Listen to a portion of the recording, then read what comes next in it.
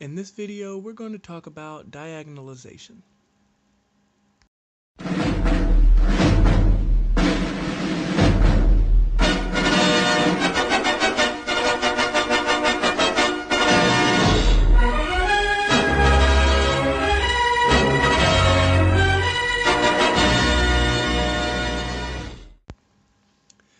Let's start with the definition of a diagonal matrix.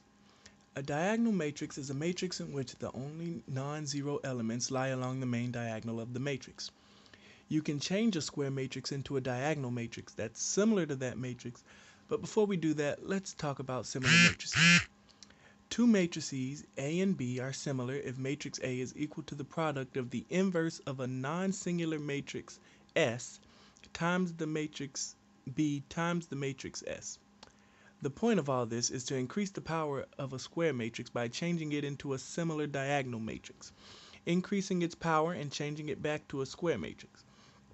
In order to do this, you're going to need to know how to multiply matrices, find the inverse of a matrix, as well as find eigenvalues and eigenvectors of matrices.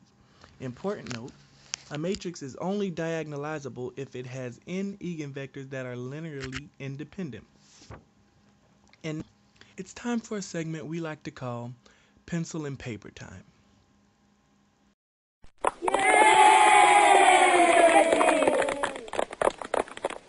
Okay, so let's consider a matrix B, a 2 by 2 matrix that is, to be 4, -6, -1, and 3.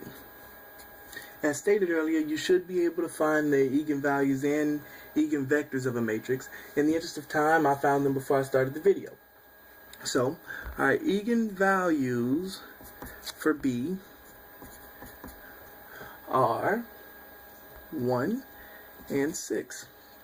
And our corresponding eigenvectors we'll call U1 and U2 are 1, 3, and 1, -2. Okay, so now we have our matrix B, our eigenvalues, and our eigenvectors here. Now, if we let our eigenvectors form the columns of our vector S, we'll have S is equal to 1, 3, 1, -2.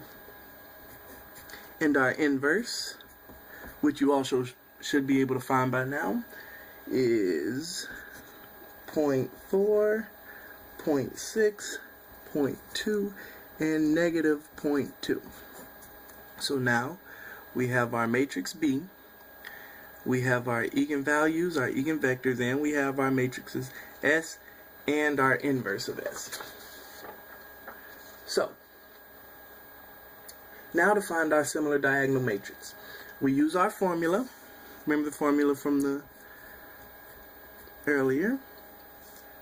A equals the inverse of S times B times S. First, we're going to multiply our B by S. So we're going to take 4, -1, -6, 3, and multiply it by 1, 1, 3, -2. You should be able to multiply matrices by now also, as stated earlier. And this will give us 1, 3, 6, and -12. That's our BS. I'm sorry, guess you can't see that. That's our BS here. Now, we multiply that times our inverse of S. So it would be 1, 3, 6, -12 multiplied by 0.4, 0.2, 0.6, and -0.2. Which gives us 1, 0, 0, 6, Notice, well, this will be our A here. Notice that A and B have the same eigenvalues. Here's A here, here's our B, with its corresponding eigenvalues. And that, ladies and gentlemen, is how you change a square matrix into a similar diagonal matrix. Once you've finished all the hard stuff, all you have to do is increase the power and change it back into a square matrix. Ladies and gentlemen, it's game time.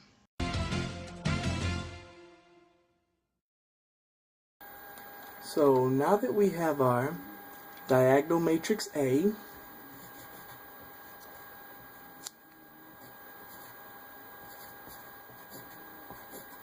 we can use this matrix to increase the power of our matrix B. We do this by first increasing A.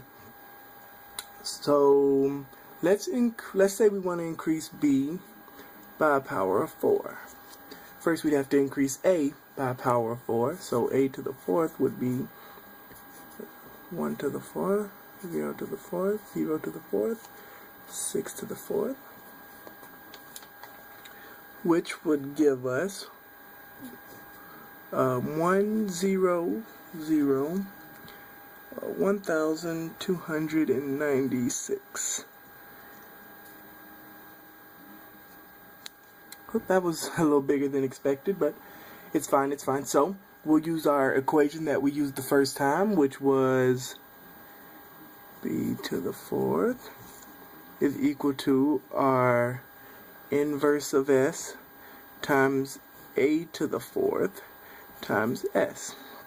And we're going to start this just like we did last time. We're going to do our A to the 4th times S first, which is going to be 1,296 times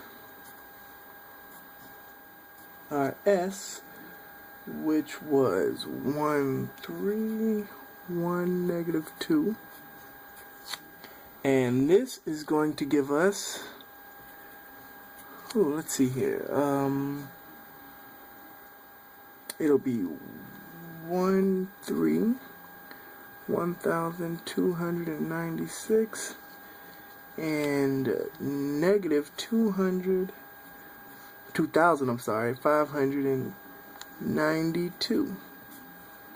And then we're going to multiply this by our inverse of S, which will then give us, well, let's see here, 1,296 -2,592 times 0.4, 0.6, 0.2, and -0.2. This gives us, these were some big numbers.